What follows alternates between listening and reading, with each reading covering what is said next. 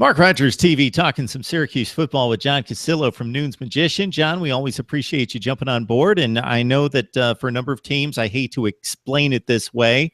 It's only been a few days since the end of the season, but for you, you've had some time to reflect on the Orange's performance. And before we came on tonight, we talked about a couple of the high points. So Boston College, not necessarily lighting the world on fire, but as it turned out, they go 7-6. They win a bowl game. You got to win over them. And then really the shocker in the ACC season was probably the win over Virginia Tech, which turned out to be a really good football team, fringe top 15 team in the nation. So those were obviously the highlights for 2016.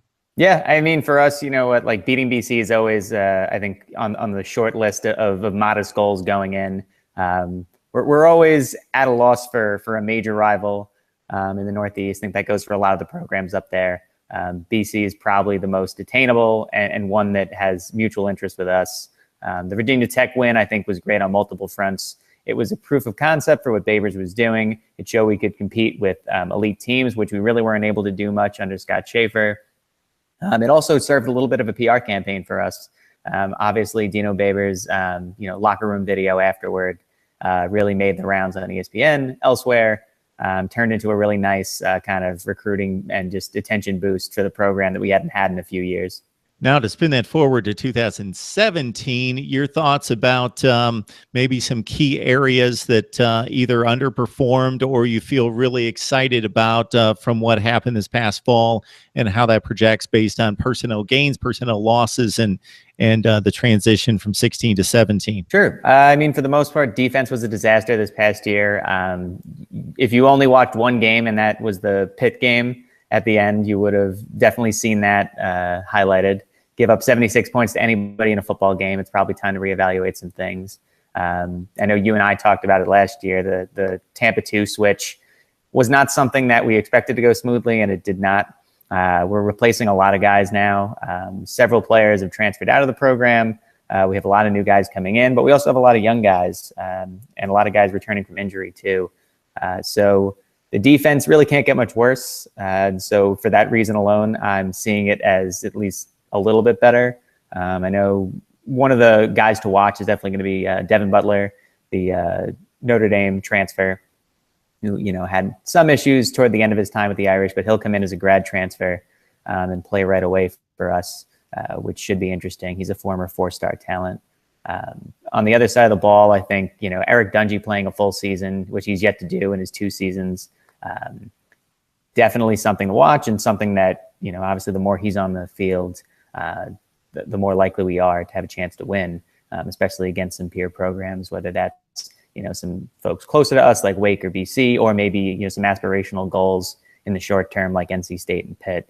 Dungey is obviously the best quarterback on the roster and really puts us in a better position to win as long as he can stay healthy.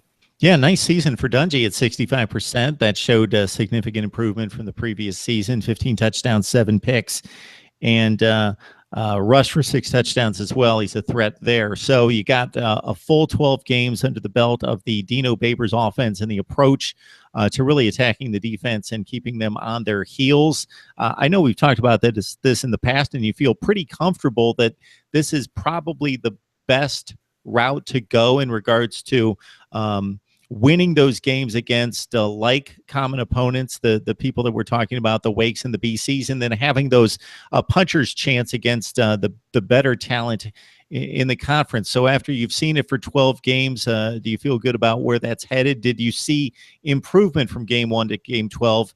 And obviously considering the competition. Yeah, to be honest, I saw a lot of improvement. I think from week to week, what was great about the system was that you saw pieces being added. You saw players getting more comfortable. And this is solely on the offensive side where I'd say you saw a lot of that progress. I mean, though we did give up 76 to Pitt in the final game, we also scored 61 on our own.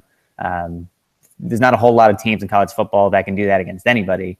Never mind a team that went to a bowl game and kind of had a hand in some national championship talk. And who played for the playoff. So for me, I'm encouraged. I don't think we're scoring 61 points every time out. But at the same time, the year as it progressed seemed like a larger proof of concept. I don't think we saw like that one game that said like, this is it. Even the Virginia Tech win, wasn't a game like this is it. This is Syracuse at optimal, operations under Dino Babers. But I think as a full season, you saw that progression week to week. There were some step backs here and there, but the fact that Babers and this young team were able to overcome, poor efforts and follow them up with better ones or make improvements on things that went wrong from week to week, all of that, to me, seems like evidence that Babers' system is working.